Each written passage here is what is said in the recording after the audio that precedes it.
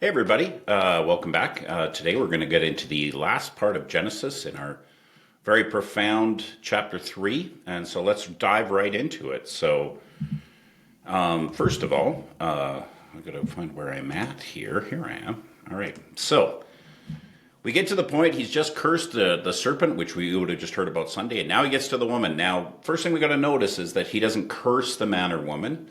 These are consequences. He does curse the land, and we need to be careful. We take those words very carefully. He's not cursing humanity. He's saying this is the reality. Now that you've tried to usurp me by trying to grab wisdom for yourself, by trying to be free of my benevolent authority, then this is the consequence. So to the woman, he says, I will surely multiply your pain in childbearing. Now, this is a very controversial text, not because of what it means, but because I'm not sure it means what we think it means, or necessarily what this particular group of people have who put together our interpretation of the ESV, which is based on a lot of interpretations, may have got it maybe a little off on this. The language here, and I won't get into all the details, but it can mean a couple things, but it probably doesn't mean the actual moment of birth. The word here, multiply your pain, is better anxiety, worry. Now this, and the second part in childbearing can be child rearing. So here's the debate: is it like that I'm anxious because now that we're in this idolatrous world and humanity can treat each other like garbage, and you're going to be worried about raising your kids in this environment?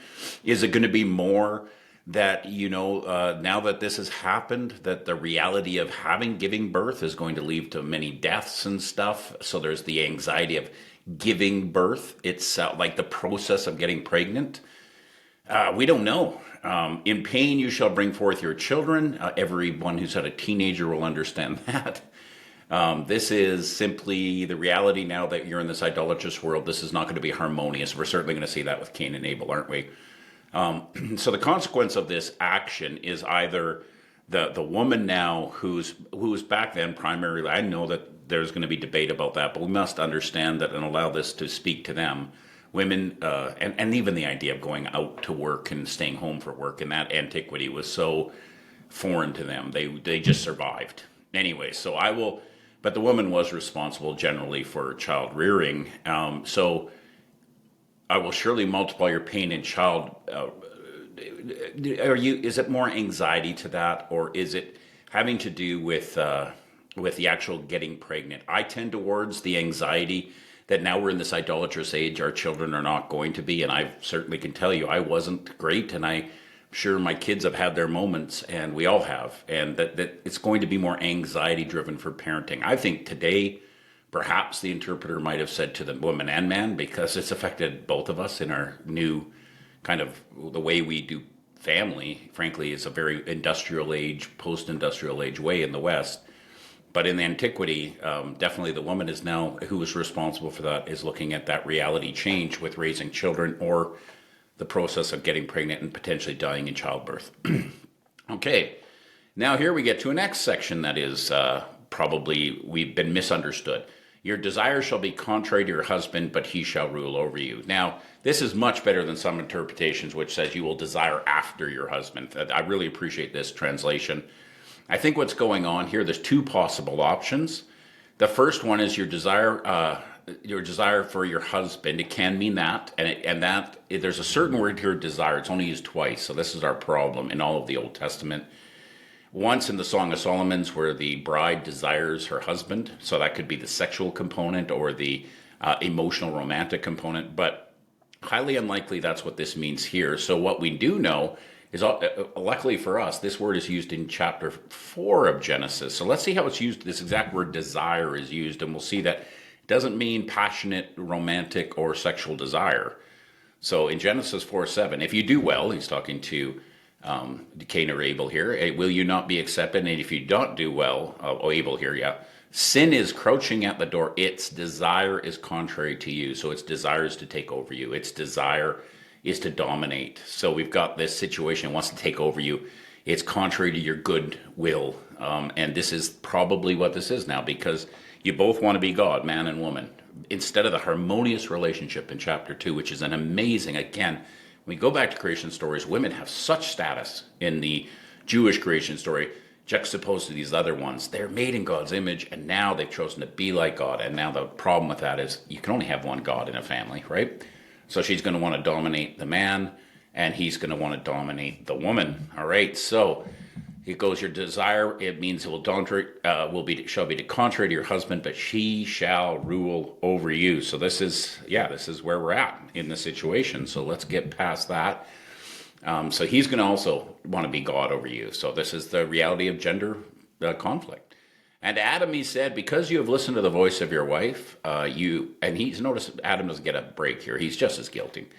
And have eaten of the tree of which I commanded you not, you shall not eat of it. Cursed, here we go, is the ground. So the ground, in pain you shall eat of it all the days of your life, ground because of you. So there's a correlation between the creation and the fall. And Paul talks about this, creation groaning for redemption. Creation isn't bad in our creation narratives. Often creation, in all the other creation narratives, it's secondary to the good of the gods. It's often created by a trickster god or a god that's not good.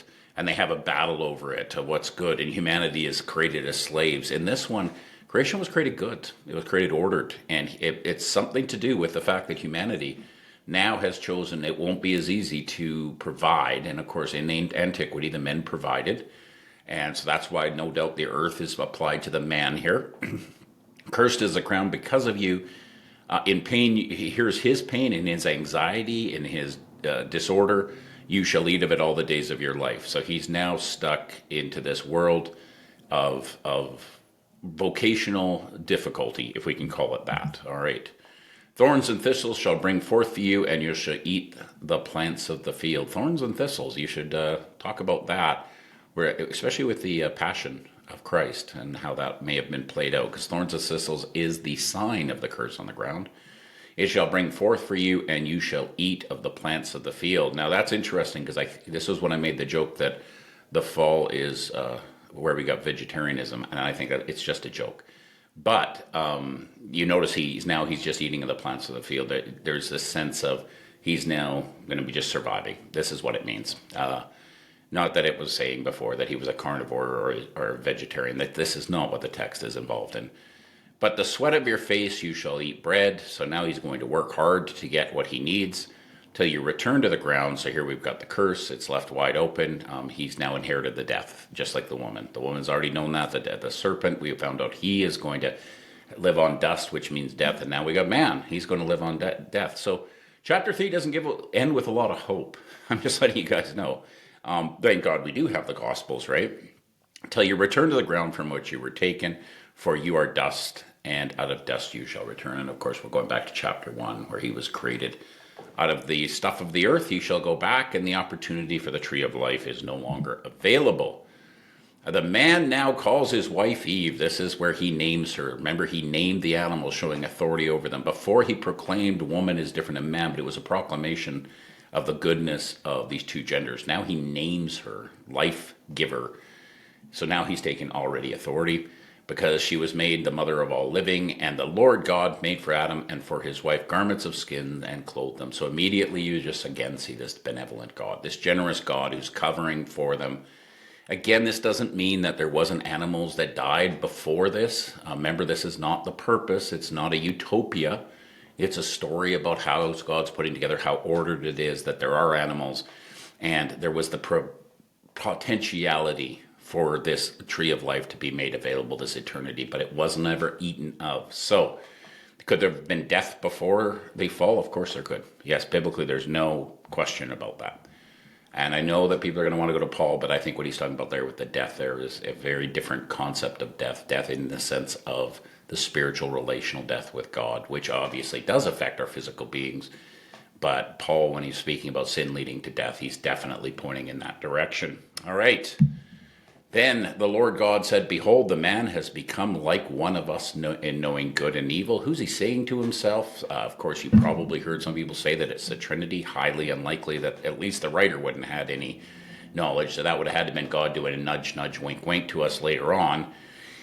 Much more likely he's either speaking to himself and that happens. That's a literary technique where he's saying, like, geez, we should go to the store, I might say to myself. I mean, it's unusual, but it could happen.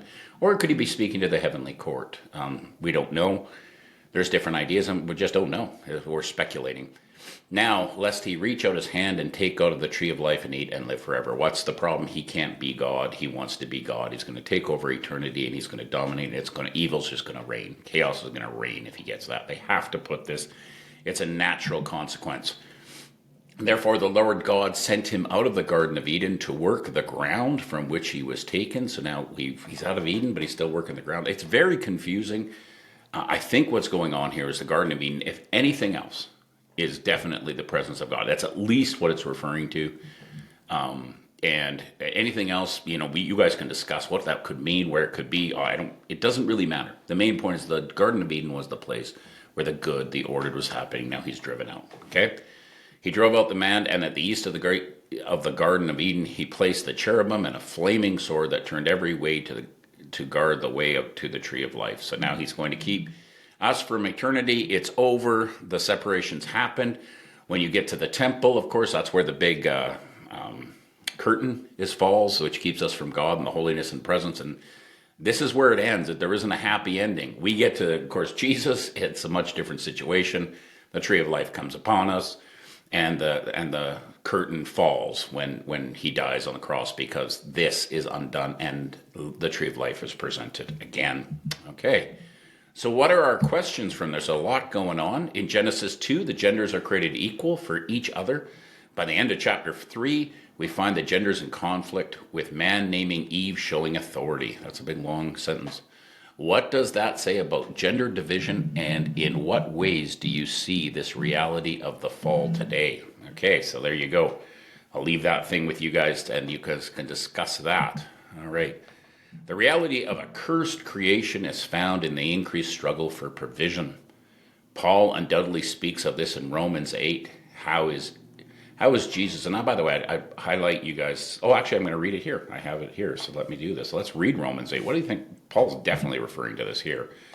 For I consider that the sufferings of this present time, Paul tells that church in Rome, are not worth comparing with the glory that is being revealed to us. For the creation waits with eager longing for the revealing of the sons of God. Why would the revealing of the sons of God? Could it have something to do with Adam and the taking care of creation? Think about that. For the creation was subjected to futility, not willingly, but because of him who subjected it, in hope that the creation itself will be set free from its bondage to corruption and obtain the freedom of the glory of the sons of God, the children of God. All right, so there we go. We'll go back to the question. The reality of the cursed creation is found in the increased struggle for provision. Paul undoubtedly speaks of this in Romans 8. How is Jesus shown as the new creation, taking the curse upon himself through the crucifixion? What does this say about the hope for creation? All right. And number 3, God, because of humanity's choosing to usurp God's wisdom and trying to get it autonomously, is seen as the reason they are removed from the garden. So what I'm saying is, because of humanity's choosing to usurp God's wisdom in trying to get it autonomously, is seen as the reason they were trying to get out of the garden. I should have proofread this. And refuse the tree of life. So humanity has chosen to usurp God's wisdom, and this is the reason they don't have access to the tree of life. Why is this necessary as a judgment based on the situation? What does Jesus' resurrection thus mean in light of this? Again, chapter 3. We got to know chapter 3 or we're not going to understand the gospel. All right, I hope that's a lot for you guys today. I hope everything is going well and that you guys are enjoying your groups.